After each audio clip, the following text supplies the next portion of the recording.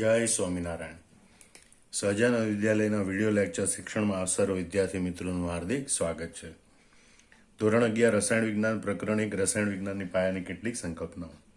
ગયા લેક્ચરમાં આપણે અર્થસૂચક સંખ્યા એટલે શું, એની સંકલ્પના, અર્થસૂચક અંકો એટલે શું, એની સંકલ્પના અને અર્થસૂચક અંકો નક્કી કરવાના નિયમો આપણે જોયા હતા.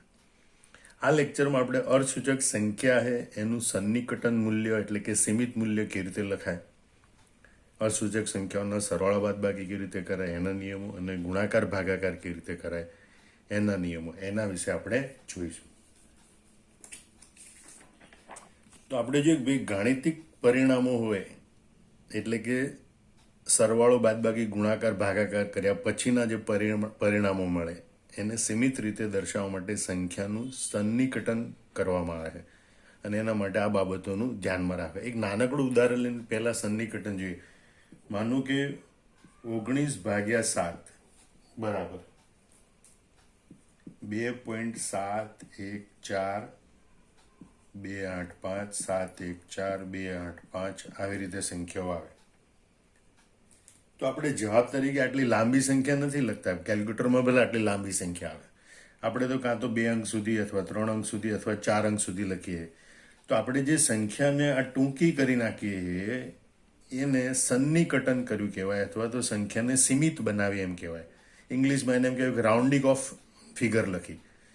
આ જે કિંમત છે એનું આશરે મૂલ્ય લખ્યું, બરાબર. તો એ જે રાઉન્ડિંગ કરવું એને સન્નિકટન કહેવાય, અથવા તો સીમિત મૂલ્ય લાવવું એમ કહેવાય. તો એના માટેના કેટલાક નિયમો છે એ આપણે જોઈએ. પહેલો એ નિયમ લખેલો કે જો જમણી બાજુનો છેલ્લો અંક 5 કરતાં વધારે હોય, જ્યાંથી આપણે મૂલ્ય દૂર કરવું છે, ત્યાંથી જમણી બાજુનો છેલ્લો અંક 5 કરતાં વધારે હોય તો તેને દૂર કરી અને તેની આગળના અંકમાં 1નો વધારો કરવામાં આવે છે. માનો કે અહીં આપણે એમ કીધું કે ભાઈ 1.386 એને 3 સાર્થક અંક સુધી સીમિત કરો અથવા સન્નિકટ કરો. એનો મતલબ કે 3 સાર્થક અંક અહીંયા સુધી છે, તો અહીંયા સુધી આપણે આ સંખ્યાને રાખવાની છે, એની પછીના બધા અંકોને દૂર કરવામાં આવે. તો આ જે 3 સાર્થક અંક પછીનો જમણી બાજુનો પહેલો અંક છે એ 6 છે, એ 5 કરતાં વધારે છે, અને એના કારણે એની આગળના અંકમાં 1 ઉમેરવો પડે, અને માટે લખાય 1.39. આમ 1.386 છે એનું 3 સાર્થક અંક સુધીનું સન્નિકટન મૂલ્ય 1.39 લખી શકાય. એ રીતે બીજી સંખ્યાનું ઉદાહરણ જોઈએ આપણે. 0.05874 2 સાર્થક અંક સુધી એનું સન્નિકટન કરો. તો અહીંયા અશૂન્ય અંક પહેલાના શૂન્ય એને સાર્થક અંક ગણાતા નથી, બરોબર. સાર્થક અંક એટલે અર્થસૂચક અંક. તો આ 2 અર્થસૂચક અંકો છે, અહીંયા સુધી આપણે સન્નિકટન કરવાનું છે, સીમિત મૂલ્ય બનાવવાનું છે. એનો મતલબ આ 74ને આપણે દૂર કરવાના. તો જ્યાંથી આપણે સન્નિકટન મૂલ્ય પ્રાપ્ત કરવાનું એની પછીનો જમણી બાજુનો પહેલો અંક 7 છે. જમણી બાજુનો પહેલો અંક 7 છે, અને 7 ઇઝ ગ્રેટર ધેન 5 છે, માટે એની આગળની સંખ્યામાં 1 ઉમેરવો પડે. 58માં 1 ઉમેરો 59 થાય, માટે એનું સન્નિકટન મૂલ્ય 0.059 થાય. એનો મતલબ કે 0.05874 ઇઝ નિયરલી ઇક્વલ ટુ 0.059. આવી રીતે લખી શકાય. 0.05874 ઇઝ નિયરલી ઇક્વલ ટુ 0.059. આવી રીતે આપણે લખી શકાય. પછીનું ઉદાહરણ આપણે જોઈએ.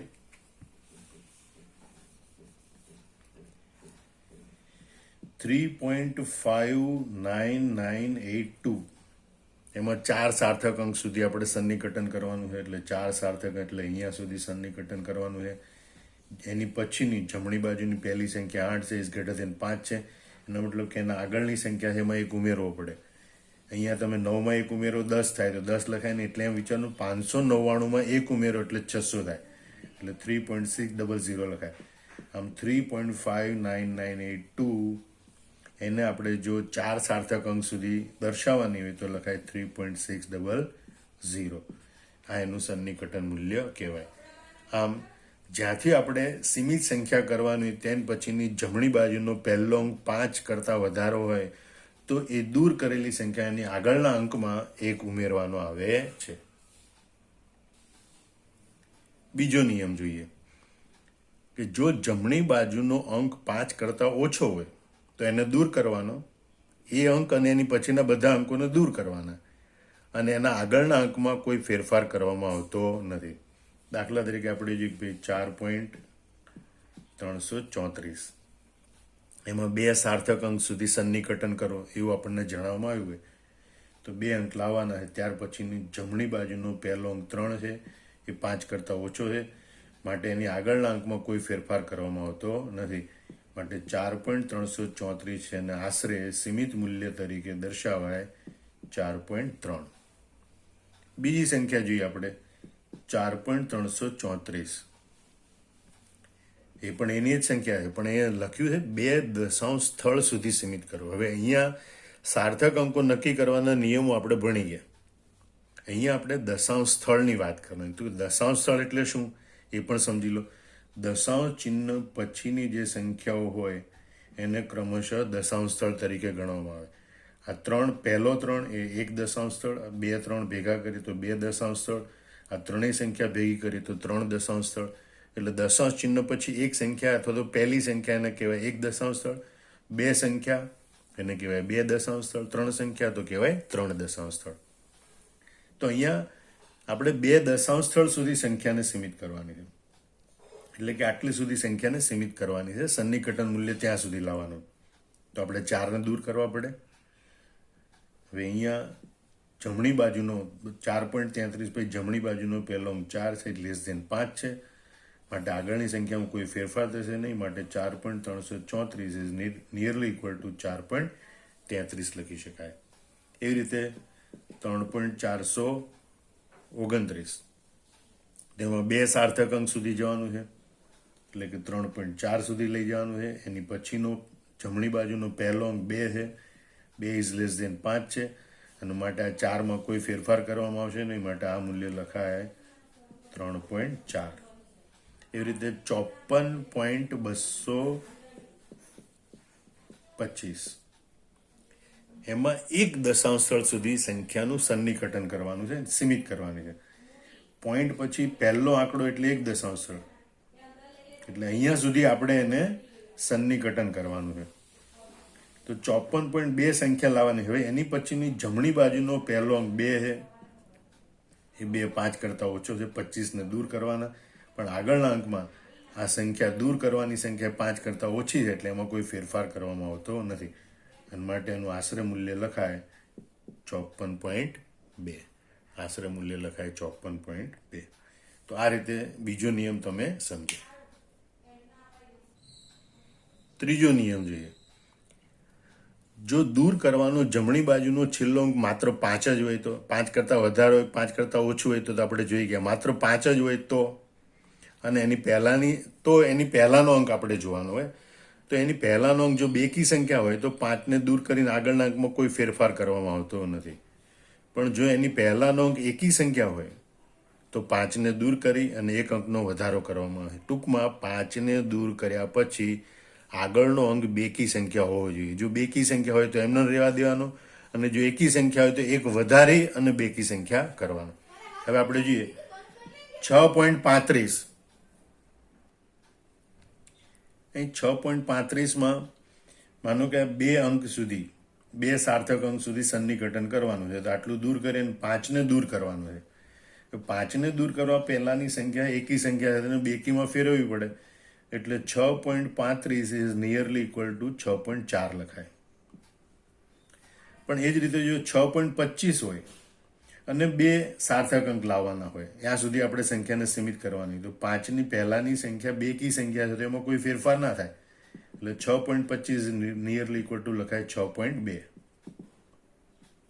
એ રીતે ત્રીજી સંખ્યા જોઈએ 7.685. એમાં આ જો 5ને દૂર કરી અને 2 દશાંશ સ્થળ સુધી સંખ્યા લાવવાની હોય તો 5ની આગળની સંખ્યા બેકી સંખ્યા છે, તો એમાં કોઈ ફેરફાર કરવાનો નહીં. 7.68 જ લખવાના, એટલે કે 7.685 ઇઝ નિયરલી ઇક્વલ ટુ 7.68 લખાય. અને 7.695 હોય એમાં જો 5ને દૂર કરવાનું હોય, 2 દશાંશ સ્થળ સુધી અથવા તો 3 સાર્થક અંક સુધીની સંખ્યા લાવવાની હોય, તો આ એકી સંખ્યા છે તો એને બેકી કરવી પડે. એના માટે 69ની જગ્યાએ 70 લખાય. એટલે 7.695 ઇઝ નિયરલી ઇક્વલ ટુ 7.70. આવી રીતે લખી શકાય છે. હવે આપણે એના અર્થસૂચક સંખ્યાઓના સરવાળા બાદબાકી કેવી રીતે કરી શકાય એના નિયમો જોઈશું. અર્થસૂચક સંખ્યાના સરવાળા બાદબાકી. તો સરવાળા બાદબાકીને અંતે મળતી પરિણામી સંખ્યામાં, છેલ્લે જે જવાબ આવે એ સંખ્યામાં દશાંશ સ્થળની સંખ્યા લઘુત્તમ દશાંશ સ્થળ ધરાવતી સંખ્યા જેટલા જ હોય એવી દર્શાવવામાં આવે. એટલે કે એ જવાબમાં મળતી સંખ્યા એમાં દશાંશ સ્થળ જે આપેલી બધી સંખ્યા હોય એમાં જેમાં દશાંશ સ્થળ સૌથી ઓછા હોય એટલા દર્શાવવામાં આવે. આપણે ઉદાહરણ લઈએ. 4.523 વત્તા 2.3 વત્તા 6.21. 3, 2 ને 1 3, 5 ને 3 8 ને 2 10 ની શૂન્ય વધી પડી 1, 4 ને 1 5 ને 2 7 ને 6 13. તો જવાબ આવે 13.033. પણ આ પ્રાપ્ત થયેલું વાસ્તવિક મૂલ્ય છે, પણ સાર્થક અર્થસૂચક સંખ્યાની દ્રષ્ટિએ આ રીતે દર્શાવવામાં આવતું નથી. તો અહીંયા આપણે દશાંશ સ્થળની ગણતરી કરીએ. તો પહેલી સંખ્યામાં પોઈન્ટ પછી 3 આંકડા છે, એનો મતલબ કે 3 દશાંશ સ્થળ છે. બીજી સંખ્યામાં પોઈન્ટ પછી 1 આંકડો છે, એનો મતલબ 1 દશાંશ સ્થળ છે. અને ત્રીજી સંખ્યામાં પોઈન્ટ પછી 2 આંકડા છે, એનો મતલબ 2 દશાંશ સ્થળ છે. આમાં ઓછામાં ઓછા દશાંશ સ્થળની સંખ્યા 3 છે. એનો મતલબ કે આ 13.033 છે એને 1 દશાંશ સ્થળ સુધી સીમિત કરવું પડે. એટલે કે 1 દશાંશ સ્થળ સુધીનું સન્નિકટન મૂલ્ય લખવું પડે. એનો મતલબ આટલે સુધી સંખ્યા લખવી પડે. હવે તો એના માટે પહેલા સીમિત સંખ્યા લખવાના નિયમોને અનુસરવા પડે. દૂર કરવાનો જમણી બાજુનો પહેલો અંક 3 છે, એ 5 કરતાં ઓછો છે, માટે આગળના અંકમાં કોઈ ફેરફાર કરાય નહીં. માટે 13.033 એના જવાબ તરીકે લખાય. આ 33 દૂર કરવા 13.0. અને આમ 4.523 વત્તા 2.3 વત્તા 6.21 આ અર્થસૂચક સંખ્યાનો સરવાળો 13.0 આવી રીતે દર્શાવાય છે. બીજું ઉદાહરણ લઈએ.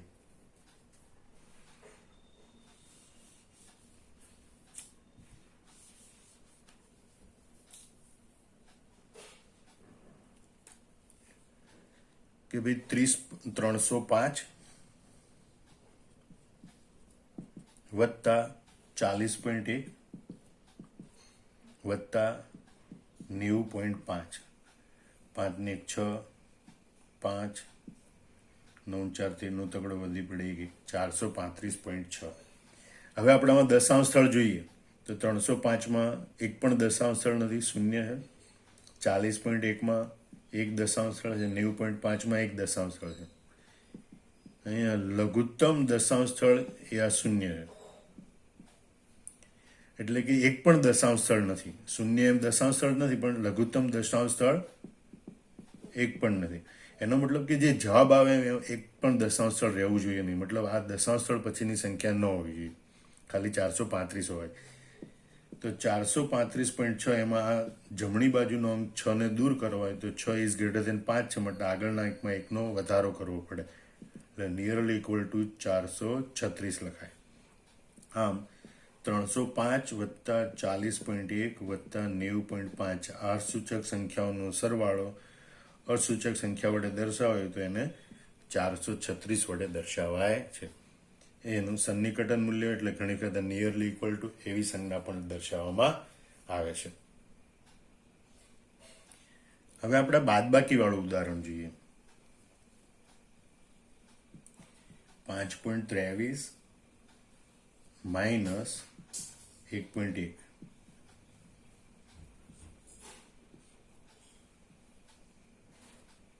બરાબર, જવાબ આવે છે 4.13. અહીંયા દશાંશ સ્થળની સંખ્યા 2, અહીંયા દશાંશ સ્થળની સંખ્યા 1, પોઈન્ટ પછીની સંખ્યા દશાંશ સ્થળ છે અને જવાબમાં 2 દશાંશ સ્થળ છે. તો લઘુત્તમ દશાંશ સ્થળ કેટલા? 1. એટલે જવાબમાં આપણે કેટલા દશાંશ સ્થળ રહેવા જોઈએ? 1. એનો મતલબ 4.13 ને આપણે 1 દશાંશ સ્થળ રહે ત્યાં સુધી સીમિત કરવી પડે. તો 4.1 પછીનું જમણી બાજુનો પહેલો અંક 3 છે, 5 કરતાં ઓછો છે, માટે આગળની સંખ્યામાં કોઈ ફેરફાર થાય નહીં અને માટે જવાબ લખાય 4.1. આમ 5.23 માઇનસ 1.1 બરાબર અર્ધસૂચક સંખ્યા લખાય 4.1. તો આ રીતે પણ જવાબ લખાય. ટૂંકમાં સરવાળા બાદબાકીમાં તમારે દશાંશ સ્થળને ધ્યાનમાં આપવાનું છે. સરવાળા બાદબાકી માટે જેટલી પણ સંખ્યા હોય એમાં જે ઓછામાં ઓછા દશાંશ સ્થળ હોય એટલા દશાંશ સ્થળ જે જવાબ આવે એ સંખ્યામાં આપણે રાખવાના હોય છે. આમ સરવાળા બાદબાકી જ્યારે કરીએ ત્યારે સાર્થક અંકોનો કોઈ ફાળો હોતો નથી, માત્ર લઘુત્તમ દશાંશ સ્થળને ધ્યાનમાં લેવામાં આવે છે. હવે આપણે અર્થસૂચક સંખ્યાના ગુણાકાર ભાગાકાર કરાય અને એમાં પરિણામી જવાબ મળે, એમાં અર્થસૂચક સંખ્યા કેવી રીતે દર્શાવવી જોઈએ. તો સંખ્યાઓના ગુણાકાર ભાગાકારને અંતે મળતી પરિણામી સંખ્યામાં અર્થસૂચક અંકોની સંખ્યા એ લઘુત્તમ અર્થસૂચક અંકો ધરાવતી સંખ્યા જેટલા દર્શાવવામાં આવે છે. મતલબ કે ગુણાકાર ભાગાકારમાં તમારે અર્થસૂચક અંકોની સંખ્યાને ધ્યાનમાં રાખવાની છે. ગુણાકાર ભાગાકારમાં જેટલી સંખ્યાઓ ભાગ લેતી હોય એ પૈકી જેમાં અર્થસૂચક અંકોની સંખ્યા સૌથી ઓછી હોય એટલા અર્થસૂચક અંકો પરિણામી જવાબમાં દર્શાવવામાં આવે છે. આપણે ઉદાહરણ જોઈએ. આપણે 4.327 ગુણ્યા 2.8 તેનો જવાબ આવે છે 12.1156. હવે અહીંયા સાર્થક અંક એટલે કે અર્થસૂચક અંકને ધ્યાનમાં લેવાના, દશાંશ સ્થળને નહીં. સરવાળો બાદબાકીમાં આપણે દશાંશ સ્થળને ધ્યાનમાં લેવાના. તો અહીંયા અર્થસૂચક અંકો 4 છે, કારણ કે શૂન્ય સિવાયની સંખ્યા એટલે બધા અંકો અર્થસૂચક અંકો છે. અહીંયા અર્થસૂચક અંકો 2 છે, ઓછામાં ઓછા અર્થસૂચક અંકો 2 છે. એનો મતલબ કે જવાબમાં 2 જ અર્થસૂચક અંકો હોવા જોઈએ.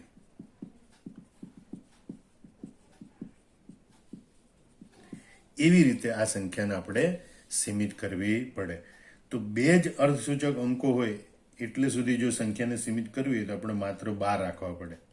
હવે દૂર કરવાની જે સંખ્યાઓ છે એમાં જમણી બાજુનો પહેલો અંક એ 1 છે અને 1 ઇઝ લેસ ધેન 5 છે, મતલબ આગળના અંકમાં કોઈ ફેરફાર થાય નહીં એટલે જવાબ તરીકે લખાય 12.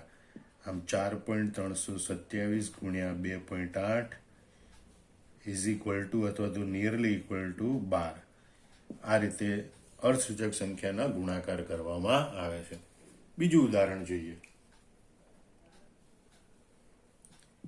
0.46 ભાગ્યા 15.374. 0.46 ભાગ્યા 15.734 ઇઝ ઇક્વલ ટુ, તો કેલ્ક્યુલેટરની મદદથી ભાગાકાર કરી તો જવાબ આવે 0.02936 સમથિંગ આગળ. તો અહીંયા 0.46 છે, એમાં અશૂન્ય અંક પહેલાનો શૂન્યને અર્થસૂચક અંક ગણવામાં આવતો નથી, માટે અર્થસૂચક અંક કે સાર્થક અંકની સંખ્યા 2 છે. 15.734 એમાં સાર્થક અંકની સંખ્યા 5 છે. ઓછામાં ઓછી સંખ્યા 2 છે, મતલબ જવાબમાં આપણી પાસે 2 સાર્થક અંકો એટલે કે અર્થસૂચક અંકો રહેવા જોઈએ. તો આ તો અર્થસૂચક અંકો છે નહીં, મતલબ અહીંયા આ 2 અર્થસૂચક અંકો થાય. તો આટલે સુધી આપણે સંખ્યાનું સન્નિકટન કરવું પડે, સીમિત મૂલ્ય લાવવું પડે. હવે તો જે સંખ્યા રાખવાની છે અને જે દૂર કરવાની છે એ સંખ્યામાં જોઈએ તો જમણી બાજુનો પહેલો અંક 3 છે, 3 ઇઝ લેસ ધેન 5 છે. 5 કરતાં નાની સંખ્યા હોય તો આપેલી સંખ્યામાં કોઈ ફેરફાર થાય નહીં એટલે જવાબ લખાય 0.029. આમ 0.46 ભાગ્યા 15.734 બરાબર 0.029. આ રીતે જવાબ લખવામાં આવે. આ અર્થસૂચક સંખ્યામાં જવાબ છે. ત્રીજું ઉદાહરણ જોઈએ આપણે. 142 ગુણ્યા 6.345. જવાબ આવે 900.99. તો અહીં જો 142માં સાર્થક અંકોની સંખ્યા 3, 6.345માં સાર્થક અંકોની સંખ્યા 4, લઘુત્તમ સાર્થક અંક 3 છે, મતલબ જવાબની અંદર આપણને 3 સાર્થક અંકો પ્રાપ્ત થવા જોઈએ. એનો મતલબ કે 3 સાર્થક અંક સુધી આ સંખ્યાને સીમિત કરવાની છે. હવે આ 3 સાર્થક અંક પછીની જમણી બાજુની પહેલી સંખ્યા 9 છે, એ 5 કરતાં વધારે છે, માટે આગળના અંકમાં 1 ઉમેરવો પડે, એટલે 900ની જગ્યાએ 901 લખાય. આમ 142 ગુણ્યા 6.345 બરાબર 901, નિયરલી ઇક્વલ ટુ. એટલે અર્થસૂચક સંખ્યાના ગુણાકાર આવી રીતે કરાય. હવે આપણે ચોથું ઉદાહરણ જોઈએ. 3.45 ભાગ્યા 0.02442. આ ભાગાકાર કેલ્ક્યુલેટરની મદદથી કરી તો જવાબ આવો આવે 141.277, 641.277. હવે અહીંયા અંશમાં જે સંખ્યા છે એમાં 1, 2 ને 3 સાર્થક અંક છે, 3 અર્થસૂચક અંકો છે. છેદમાં જે સંખ્યા છે એમાં અશૂન્ય પહેલાના શૂન્ય છે, એને અર્થસૂચક અંક ગણાય નહીં, એટલે અહીંયા 4 અર્થસૂચક અંકો છે. લઘુત્તમ અર્થસૂચક અંકોની સંખ્યા 3 છે. એનો મતલબ કે જવાબ તરીકે જે સંખ્યા મળે એમાં આપણને 3 અર્થસૂચક અંકો રાખવા પડે, ત્યાર પછીના બધા અંકો દૂર કરવા પડે. આ 3 અર્થસૂચક અંક પછીનો જમણી બાજુનો પહેલો અંક 2 છે, એ 5 કરતાં ઓછો છે, મતલબ એની પહેલાના અંકમાં કોઈ ફેરફાર કરાય નહીં, મતલબ જવાબ તરીકે લખાય 141. આમ 3.45 ભાગ્યા 0.02442 ઇઝ ઇક્વલ ટુ 141 લખી શકાય છે. તો અર્થસૂચક સંખ્યાઓના ગુણાકાર ભાગાકાર આવી રીતે કરી શકાય છે. આમ આપણે અર્થસૂચક સંખ્યાઓ નક્કી કરતા શીખ્યા, અર્થસૂચક સંખ્યાઓમાં સન્નિકટન કરતા શીખ્યા, સીમિત મૂલ્ય લખતા શીખ્યા, સરવાળા બાદબાકીમાં દશાંશ સ્થળને ધ્યાનમાં આપ્યું, ગુણાકાર ભાગાકારમાં અર્થસૂચક અંકોની સંખ્યાને ધ્યાનમાં આપી. તો એના આધારે કેટલુંક નાનકડું એસાઇનમેન્ટ બનાવ્યું છે, એ અહીંયા દર્શાવેલું છે, જે તમારે નોટબુકમાં વિડીયો પોઝ કરીને નોંધી લેવાનું અને પછી આના જવાબ લખવાનો પ્રયત્ન કરવાના. અને આના જવાબ આની પછીના નેક્સ્ટ વિડીયોમાં આપવામાં આવશે. જય સ્વામિનારાયણ.